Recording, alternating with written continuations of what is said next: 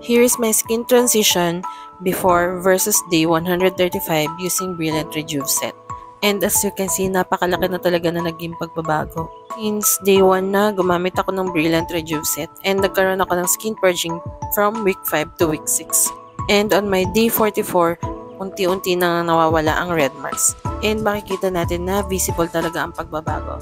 Kaya on my day 117, mas makikita na road to clear skin na talaga tayo until now na day 135 na tayo.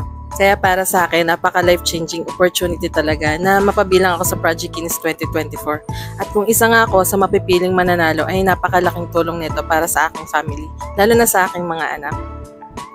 And isa sa mga naging realizations ko sa pagsali ko sa Project Kinis 2024 ay maging consistent. Kung meron kang bagay or mga gusto sa buhay na gusto mong makamit, maging consistent ka lang, kagaya ng pagkinis. Kailangan ko maging consistent sa paggamit ng Brilliant Rejuve Set para makamit ko yung glass skin and smooth and road to clear skin. Maging consistent lang talaga tayo sa mga bagay na gusto nating makamit at i-achieve sa buhay.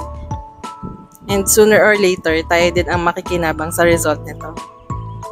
And kung ako man talaga yung isa sa mananalo, ang gagawin ko sa aking mapapanalunan ay itatabi ko yung iba para sa aking mga anak sa kanilang pag-aaral and para sa nalalapit kong operation kung sakaling talagang maoperahan ako sa aking kidney stone removal. And syempre, yung iba, ibibusiness natin para mapalago ito. Magbabalik ako sa pag-online selling, sasabay ng pag-work para sa future ng aking mga anak. Kaya salamat po sa lahat ng mga sumusuporta sa akin since day 1 sa aking Project Kinis journey. Thank you po!